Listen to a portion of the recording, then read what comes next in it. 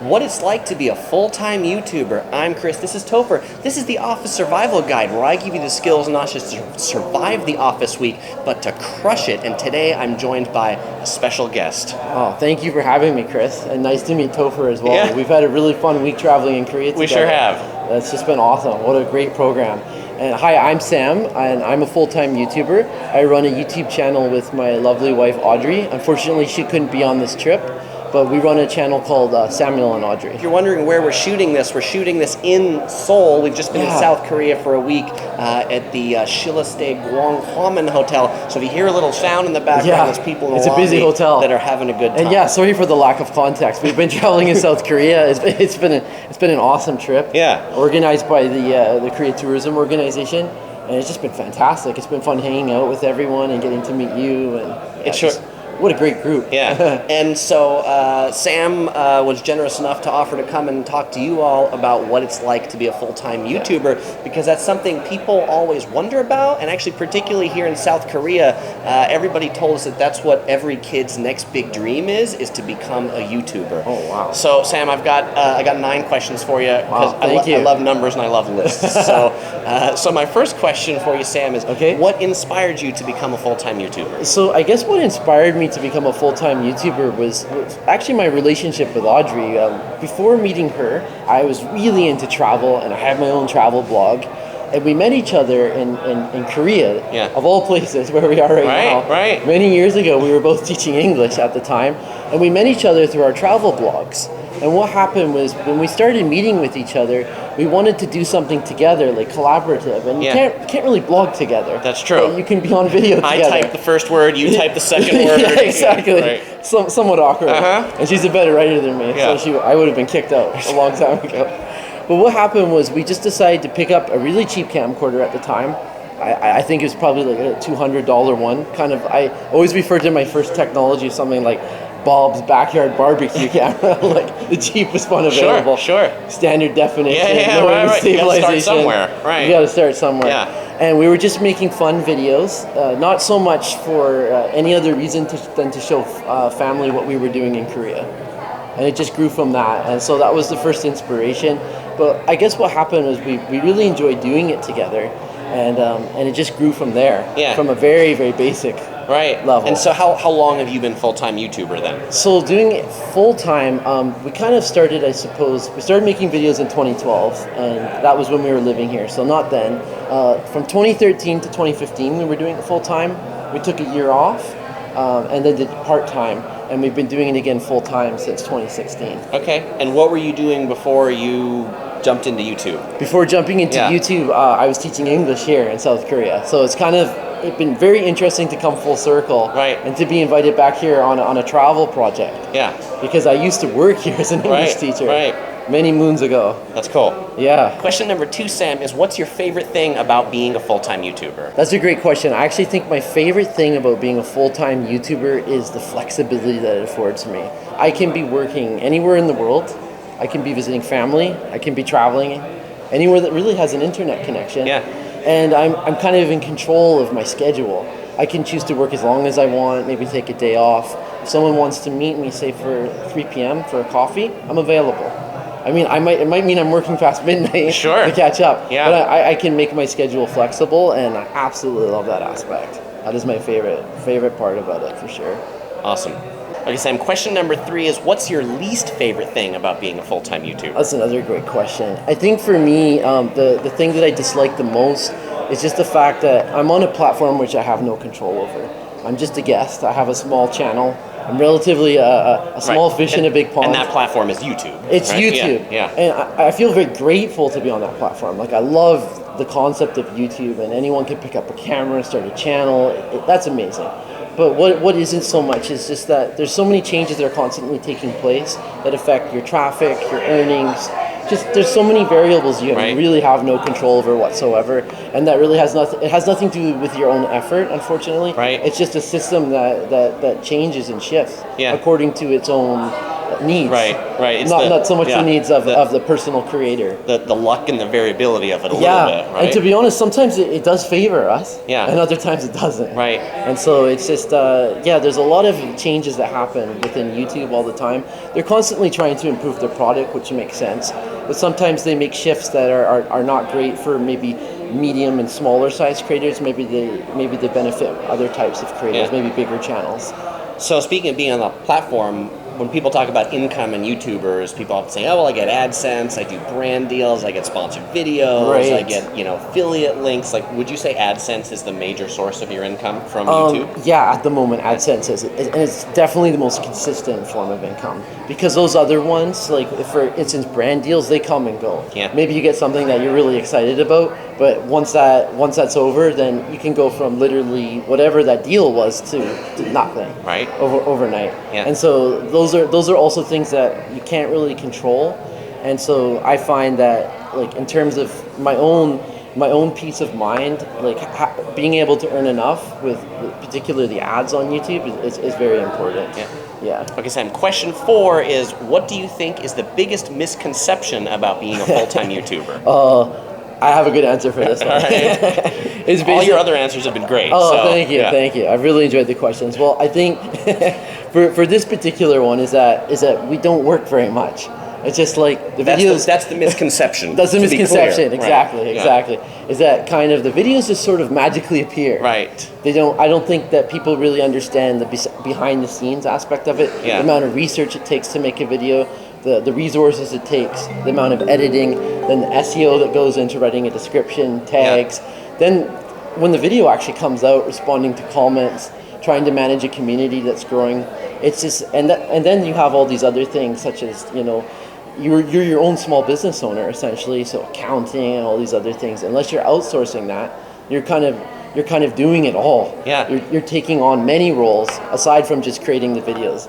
And I think that's probably the biggest misconception. Right. For sure. That's great. And just to give you guys a bit of context, right now it is 10 p.m. Friday night in Seoul that we're shooting this video. Yeah. And yesterday was a day what time did we start yesterday? We were officially woken up by drums at 4 a.m. Yeah. I think the lights came on at 5 a.m. Right. And then what time did we get back to the hotel? And what time was the end of that day? It was close to midnight. Yeah. So that was a long day, but in all fairness, it was very fun. It was. It was fun. But if you still long. If you're to look at it technically from a work perspective, we did go from 5 in the morning till midnight, and that does happen at times for sure. Yeah. Sometimes we work really long hours, and absolutely.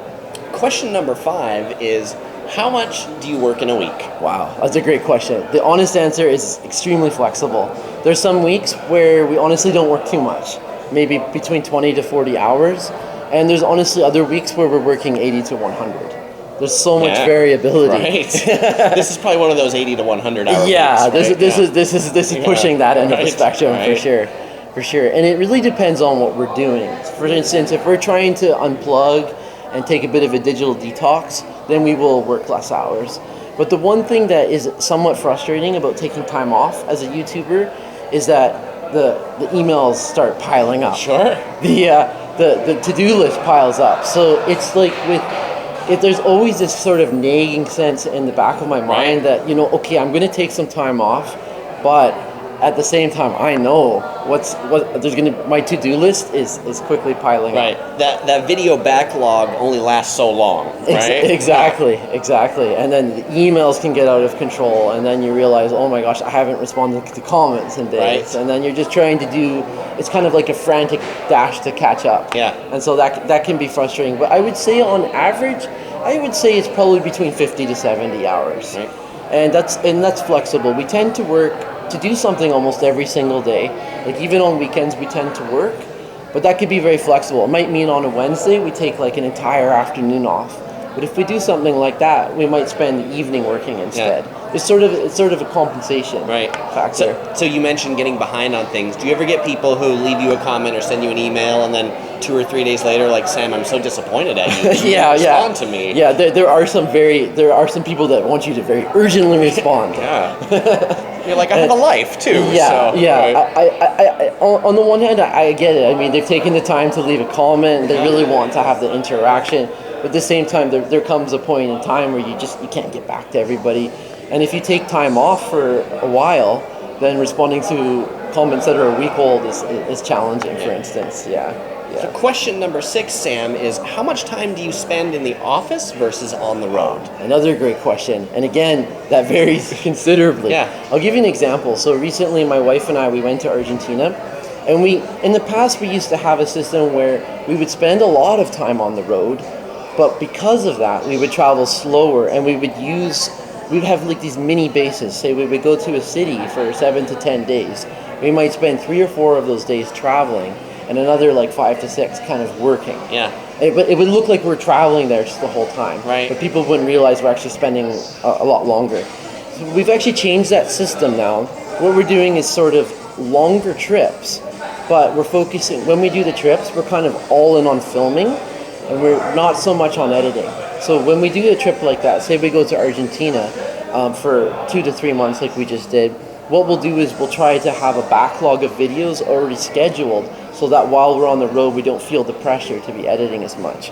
But in terms of like that actual balance, I would say we would spend about 1/3 of the time on the road and 2/3 of the time in the office at this point. Yeah. And in this case, the office for you is home, right? A home office. Yeah, exactly, a home office. And sometimes it's a road office too. Yeah, sure. Yeah, and our road offices aren't always great. We don't always have comfortable workspace, right? Or even reliable internet, which is honestly the biggest issue. Hopefully, a hotel room with at least a desk, right? Yes, yeah. A desk is nice, especially for my neck. I actually one of the challenges I've had with my health a couple years ago, and I think this was because I carried a heavy backpack for quite a long time, and I was crouched over in hotel rooms, is that like I had a problem with my neck, and I think it was from not having a very good office space. Yeah. Yeah, but now it's been fine for a couple of years, so I'm very pleased about that.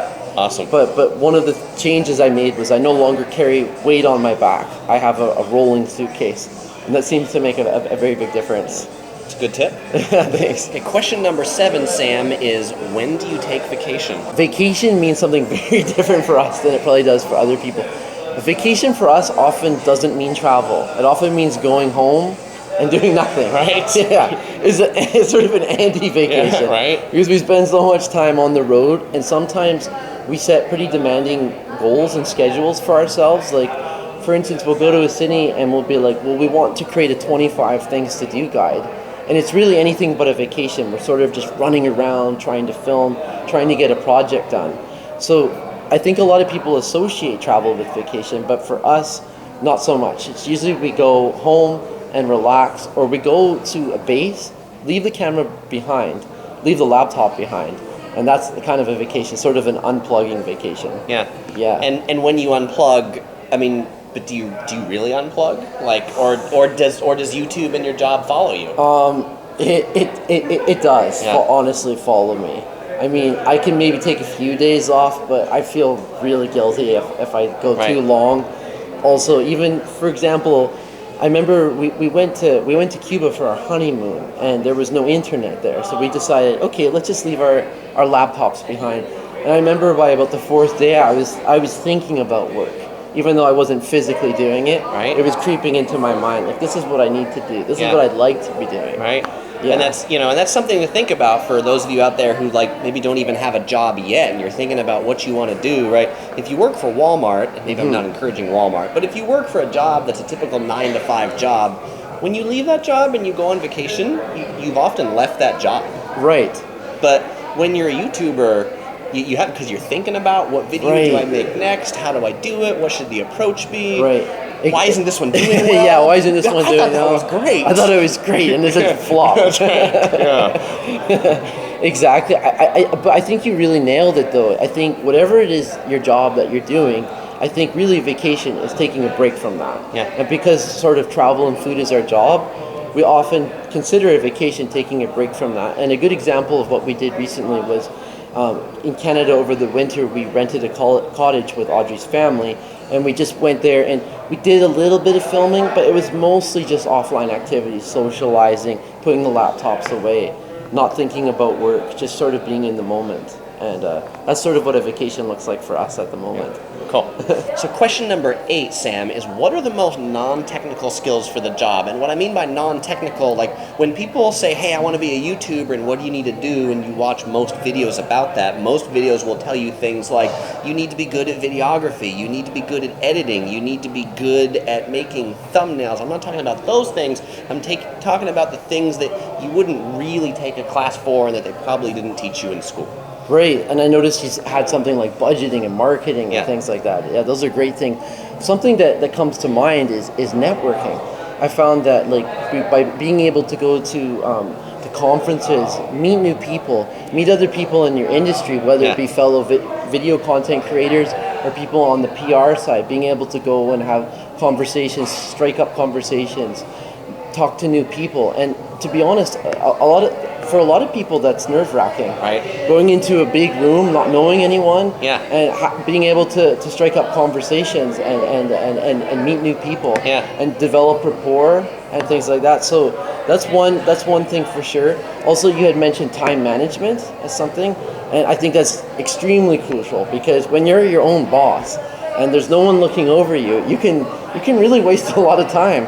There's some afternoons where it's just shocking. I'm thinking like, I should be editing my video, right? And instead, I'm watching cat videos. Sure. Cat videos are seductive. Yeah, you know, that's a hole anybody can I think fall into. That's the original YouTube, right? It is, right? It really was about cat videos. Yeah, in it the might beginning. be panda videos too. Panda videos too. Right. Pandas are awfully They're cute. so cute. They are. Any animal, really. Right. So yeah, time management skills are something that I think it takes time to. It takes actually not so much time, but discipline to develop them. And it's not something that really happens overnight, especially for me. I found in terms of time management, sometimes the best thing for me is just to have a written schedule and to have deadlines and to have consequences. Yeah. And if there isn't consequences, like if I don't get this done by then I don't get to do something that I'm looking forward to do. If I have like a reward system, reward and punishments, like that really helps me. Yeah. Because otherwise, it's just like there's always tomorrow. I can put it off another day. Right. And procrastination is something I think that no matter what you're doing, even if you're doing something that you love, like in this case, I really love travel. I really love doing YouTube. There's definitely aspects of my job that I procrastinate on. And even now, it's a constant struggle. It's something that I'm still hoping to improve as time goes by. The good news, Sam, is I've really been putting off learning how to procrastinate, so that hasn't been a challenge for me at all. You got it figured out. I just keep putting that one off. But what I thought was something really interesting that you said, and I think something that a lot of people don't think about when they want to be their own boss, is they say, well, I don't want to work for someone else because I don't want consequences, right? They think of a boss as somebody who inflicts consequences on them. Yeah. But you just said that you actually inflict consequences on yourself if you don't get things done. Exactly. If you don't get something done, you're harming yourself. Yeah. There's definitely, exactly. I totally agree with you on that. Yeah, totally. Question number 9. This is the final question, Sam. And the question is, what words of encouragement or perhaps warning do you have for people who are considering becoming future potential full-time YouTubers? That's another fantastic question.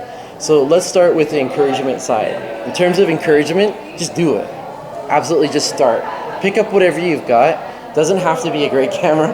It can literally be anything. An old phone, any kind of camera, anything that you can afford if you already have it, and just start creating. Start enjoying it. We should all start from that place, I think. Like start from a place of enjoyment. Just play around with it, and you know what? You'll learn the necessary skills along the way, because that's what always happens. You pick it up, your camera, and at first you think it's great. Wow, look, I'm making a video.